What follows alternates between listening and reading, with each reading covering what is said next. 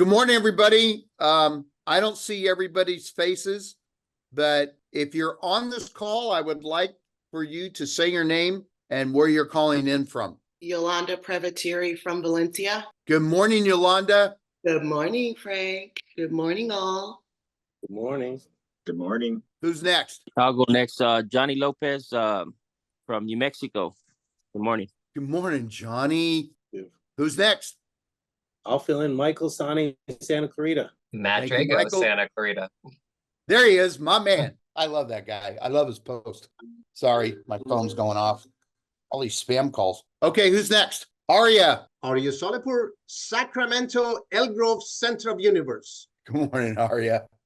I love your energy. I love people Good bringing morning. energy to the call. Okay, who else is on here? Well, you know me, Elgin Walker, in the Santa Clarita Valley area. Santa Clarita is in the house. Nate says he lost his internet. He's coming back on. First of all, I just want to thank you guys for taking Monday. You know, we do our best to bring you guys value because real estate is a tough business.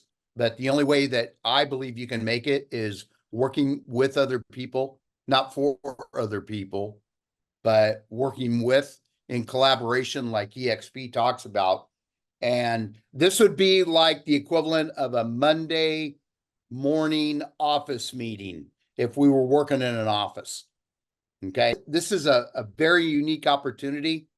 You know, we were talking earlier about Nate's calendar. I don't know if Nate's back on again. There's been a lot of times when I've called my sponsor, Brent, and I love Brent because he just cuts through the chase, and that's the way I like to be taught. And I would tell him, man, it's really tough right now. And he goes, send me a picture of your calendar. And I would take a big gulp and go, I'm not doing enough. That's all I needed to hear.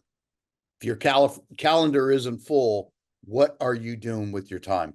And I've always remembered that. So, all right. So I talked to you guys. We're going to do Q&A, and I'm going to open it up to anybody that wants to ask the question. I hope that the answers and the questions can be with honesty and transparency, because we don't have all the answers. The only thing about some of us that have been in it a while, we've just screwed up more than you.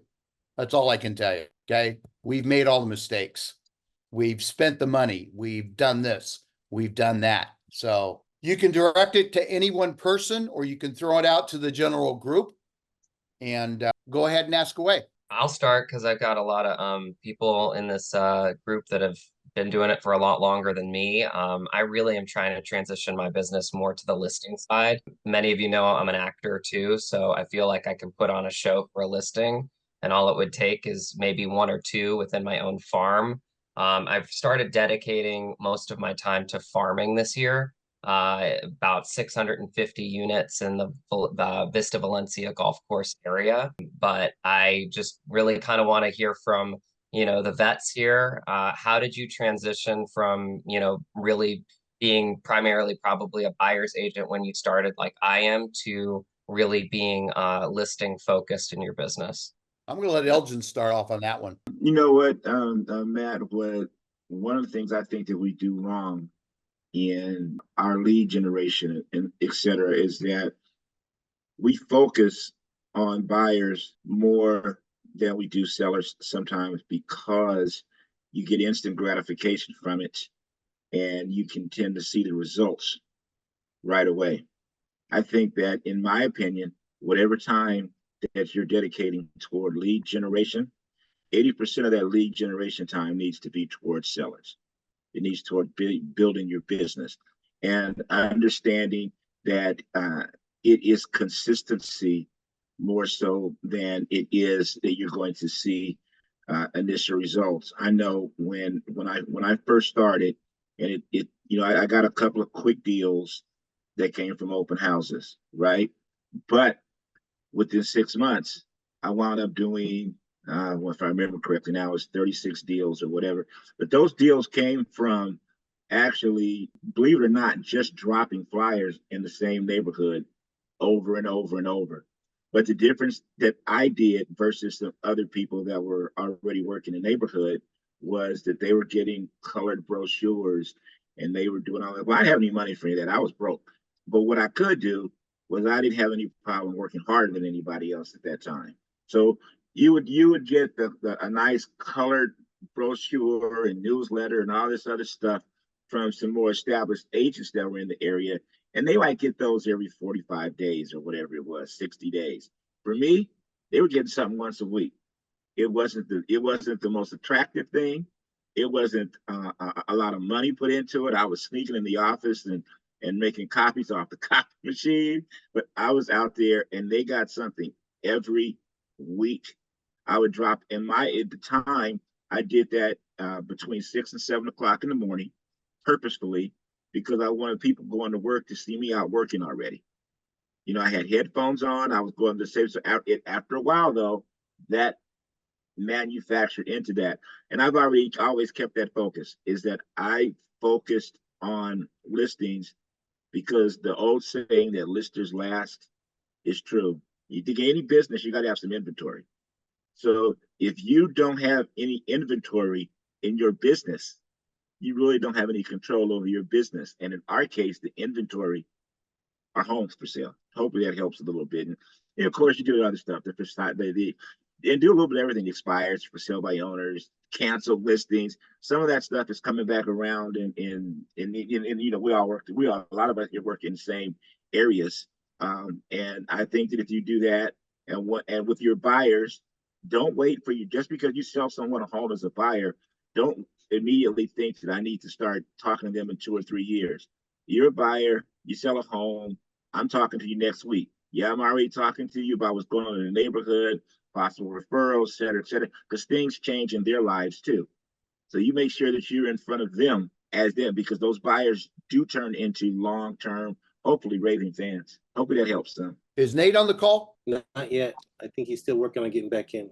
Okay. First of all, to that young man who asked that question, I didn't know you were an actor. Yes, sir. I got a movie coming out this fall, somewhere in Montana, with Mr. Graham McTavish from Lord of the Rings, and yeah, so I try to balance out my 2 worlds best I can. I'll be Acting darned. and real estate, yeah. Good for you. Good for you.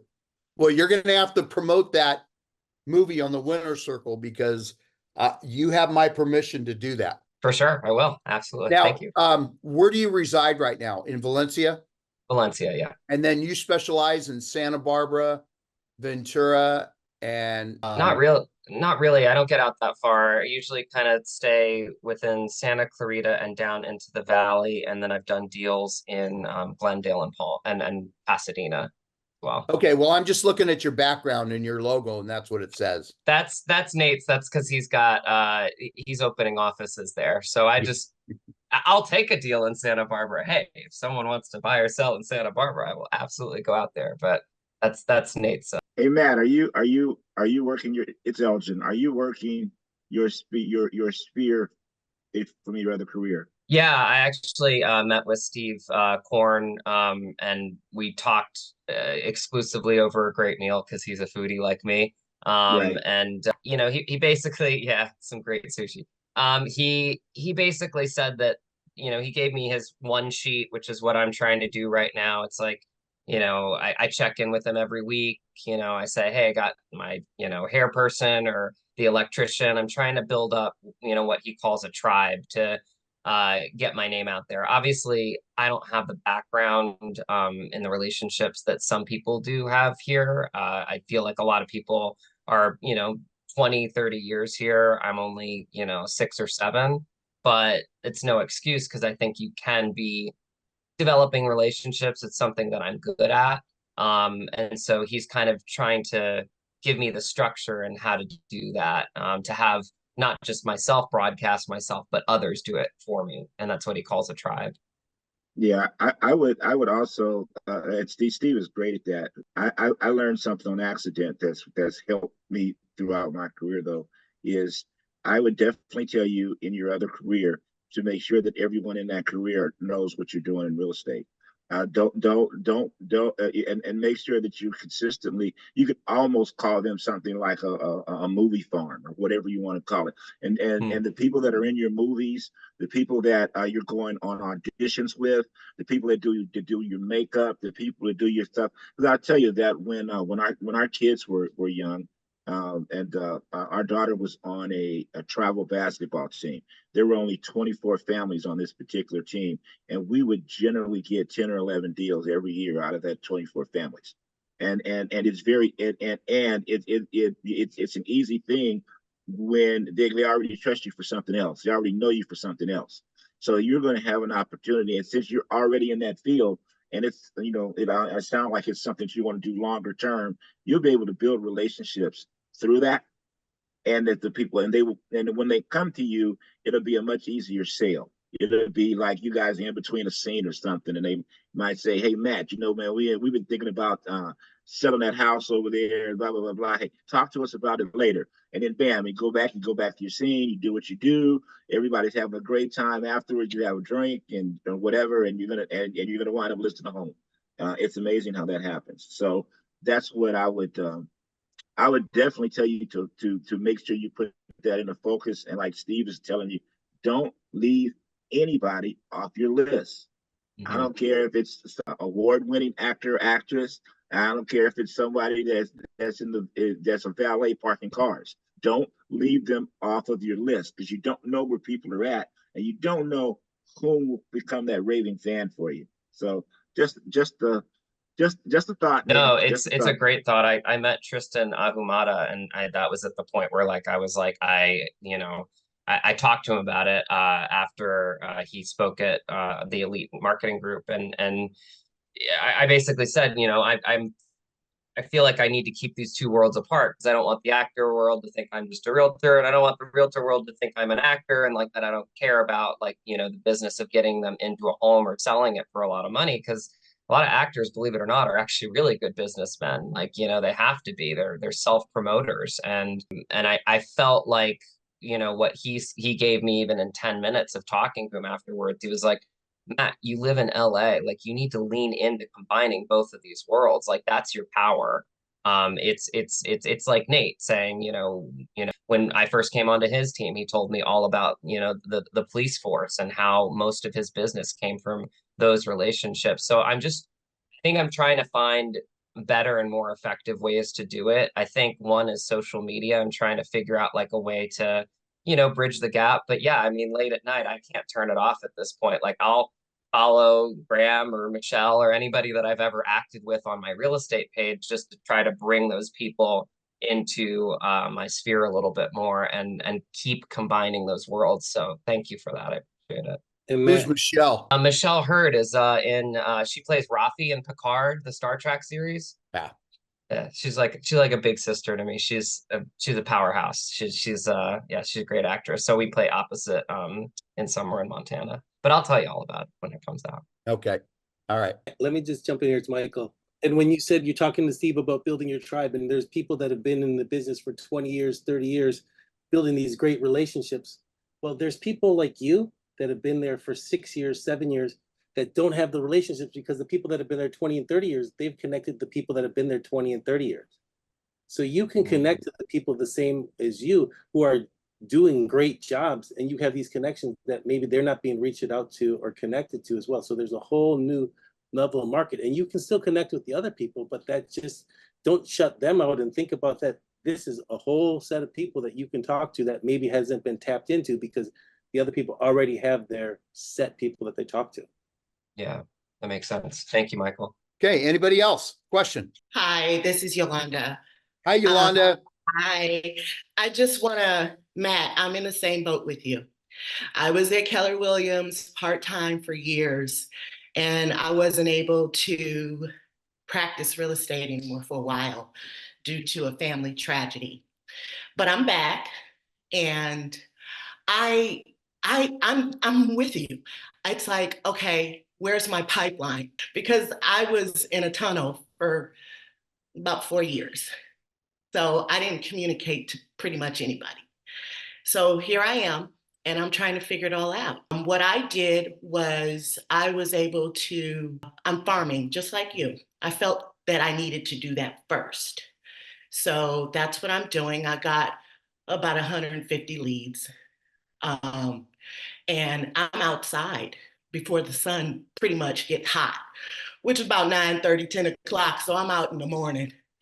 And I'm, putting my flyers out, and it feels good because my neighbors are seeing me and they haven't seen me. So I'm doing that. One neighbor said, "Oh, wow, it's so cool to see you out here. That's old school." So that tells you agents aren't doing it anymore. That's right. So I'm like, okay, well, that's good. But then there's, you hear all, it's slower than it used to be and back in the years. And it's like, okay, but I feel like I'm not doing this for naught. It's gonna come and manifest at some point. So all these houses that I'm knocking on doors, putting flyers on, it's gonna come into fruition soon. Maybe a year or so, but I'm gonna keep picking at them and just letting them know that I'm here and that I'm capable to assist them in their purchase or in their sale. So yeah, I feel the same way as you do, Matt. Just picking at. So, if you guys don't mind me saying it, I know I jumped in a couple of times, but one is, which is excellent, Yolanda. It's excellent that you're doing that and being outside, being seen, going to Starbucks, maybe sitting for a minute with a name tag on, having a cup of coffee, just little things like that. You would be surprised at how people pick up on that. But I think people, agents, one is don't listen to, oh, how slow it is. Okay. I mean, I say that too, but to be very honest, it really isn't. Okay. I mean, this is by no means my worst year.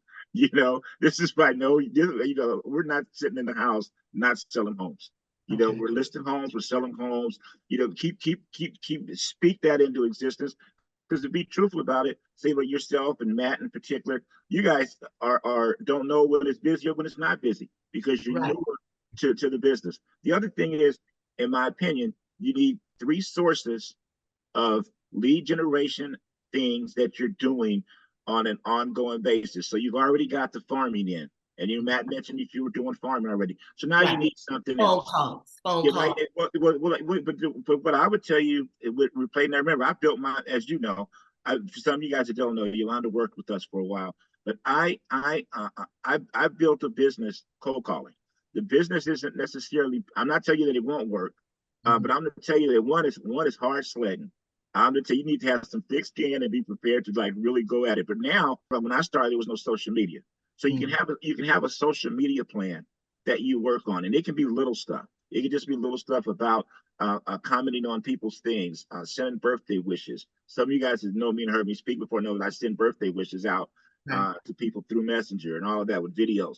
But also, please, please, please, I think as general, we all do not lean into the fact that there are people out there that know you, that love you, that want to see you succeed in business, but they don't trust you for real estate yet. And because they love you guys so much, they're not going to say to you, Elgin, we don't trust you for real estate yet.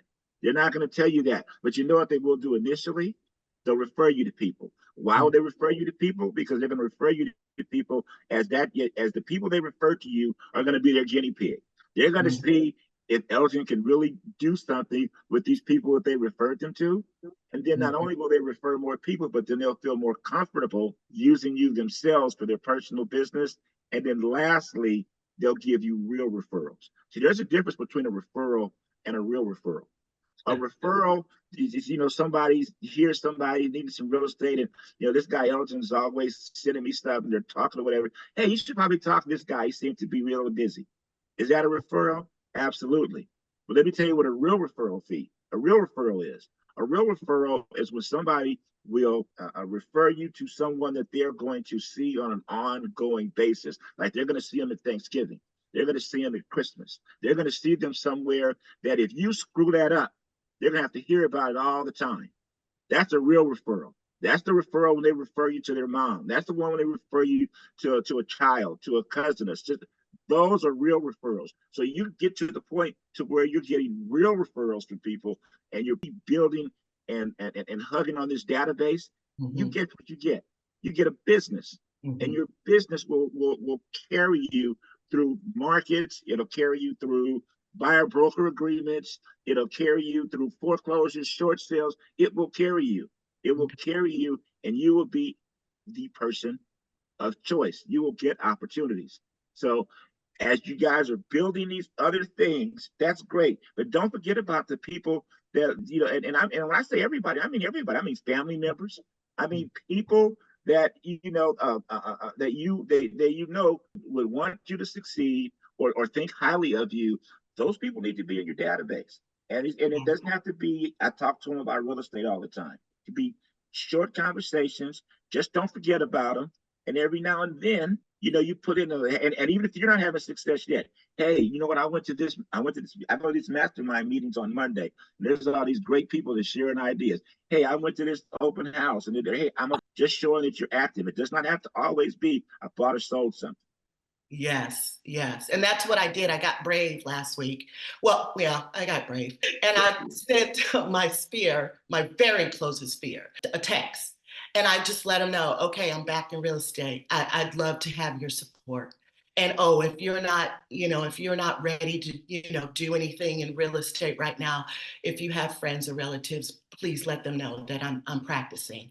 And everybody answered me back, and that felt good. I'm here to support you. So hey, and that's what I've been doing. Oh, I got a meeting at 10. Just let them know that I am moving in this realm. Good for you. And I it love feels the word good. support. I love the word support. You guys didn't catch that support, but that's a great word.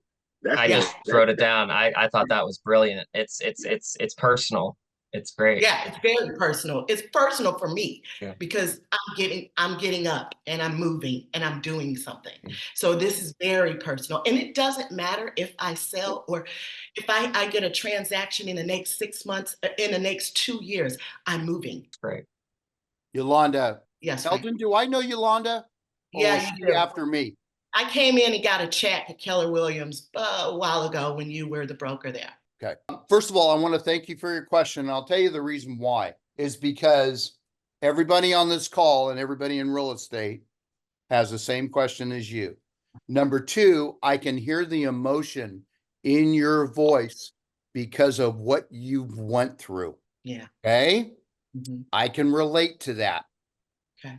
And just the courage it took for you to ask that question, I have much respect for you just for that. Thank you, Frank. Okay, because we are all on an emotional roller coaster. You bet. We are seconds away from either laughing or going somewhere on our couch and crying, going, I hate this business. I'm quitting this business. Yeah. We've all been there, folks. We all have.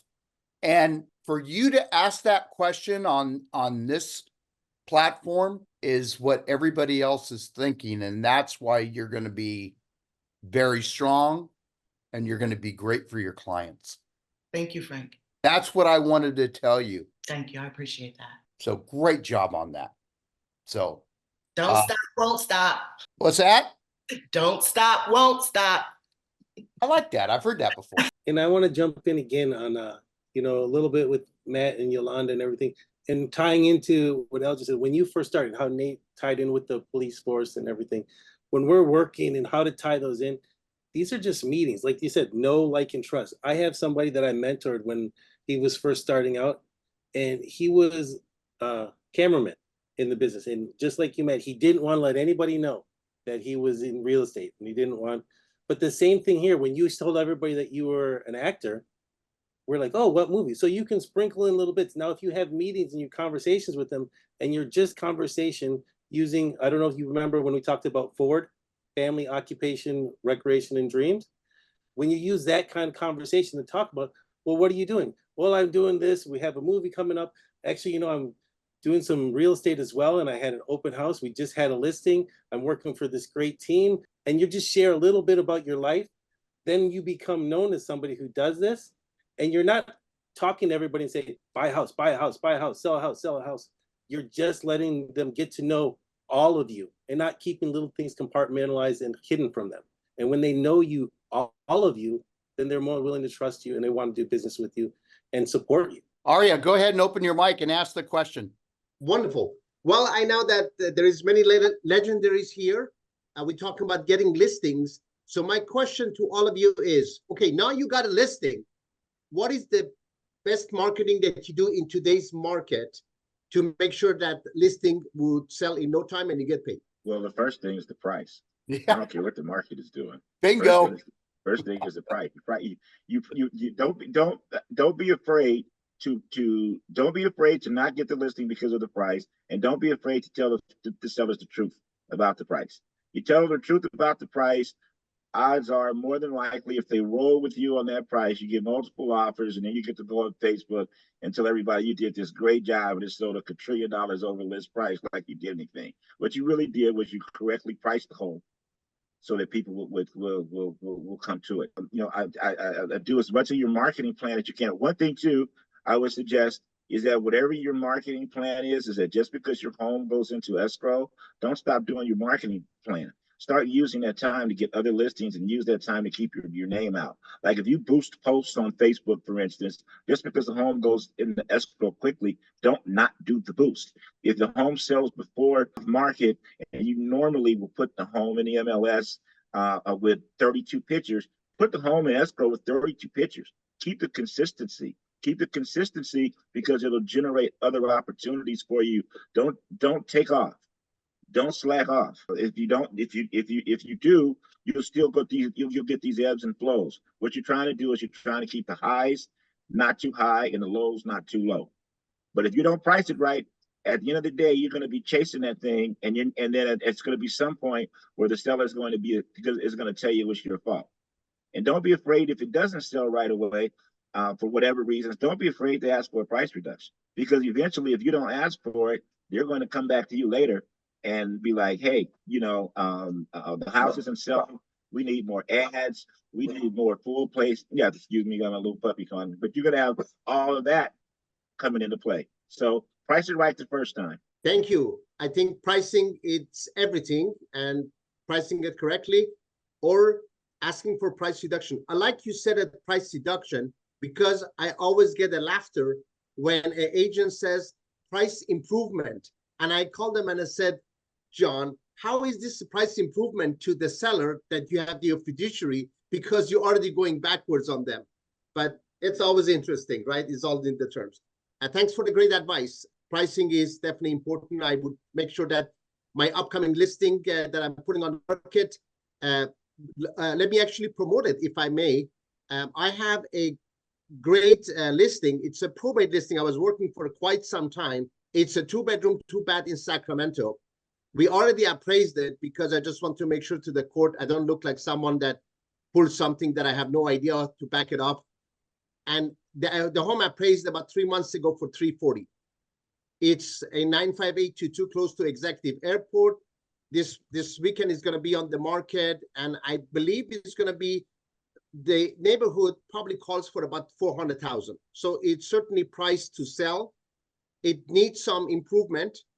And so that's basically one that I think the pricing should be good, but in this market, you never know how things turn out. And are you, beside open houses, anything else that you also do to promote? Like, what are the things that you guys do that generates all of these great results? Aria, Well, go ahead, Nate. You go first. Oh, I just going to say one of the things that we do, we always try to make sure that we get another listing off of every listing. So I know a lot of people in our team are really good about it. Matt does it, Julie, Olivia, I could name a bunch of them that do it, but we always canvass the area before our open houses to try to get the neighbors to come to our open houses. So that's what we're really trying to do, because a lot of the buyers come from the neighbors anyway. So if your house is priced properly and you spend and get the best photography possible, I can't say enough about good photography, because if you're skipping out and taking them on your iPhone, that's not good. You know what I mean? So, but that's one thing we do is we'll hit the area and hit 100 houses or so, door knocking them, just inviting people to our open houses. And that's proven really, really profitable, but that's a lot of work. You know what I mean? So, you just got to decide if you want to do that or not. Nate, that's great advice. If you have a home, like this is one of them, that inside the owner still lives there, the home, again, it's hopefully is done to the best of their ability, but they have lived there forever. So I'm deciding to take a picture from the front and the back, maybe multiple pictures, but nothing from inside. because I just want to keep the suspense and have buyers to come in and make their own mind versus me putting something that might deter them. Any idea on that? Is good or bad? I think it's 6 1/2 does the other. I'll give you an example. I have one. I take beautiful pictures and try to stage them the best I can, but I have a house on Sandberg in Stevenson Ranch that should sell for about $1,030,000.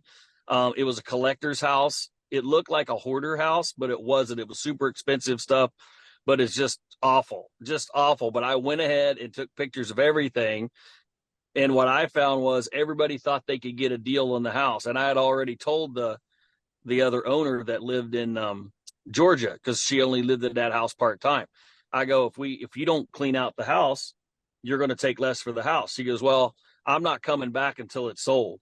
So I went ahead and took pictures of everything, and she got offers on the house, and they were lower, but it made the people feel like they got a better deal, and she seemed to be fine with that. She took $950 when it should have sold for $1030.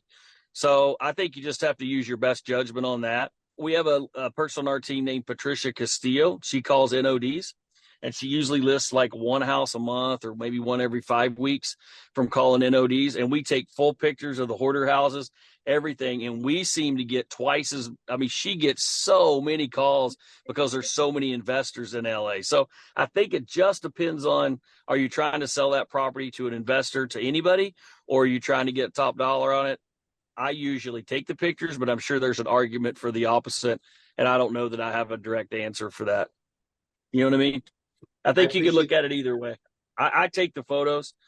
I go ahead, but I'm sure there's somebody that could tell you they don't, and they can be just as right. But we do. No, I just think the main thing that we do when we canvass an area and tell the neighbors about the house, we tell our sellers we're doing that. Our sellers are like, wow, they're holding open houses, they're canvassing the neighborhood, they're knocking on doors for me. I think it's the work ethic that they see.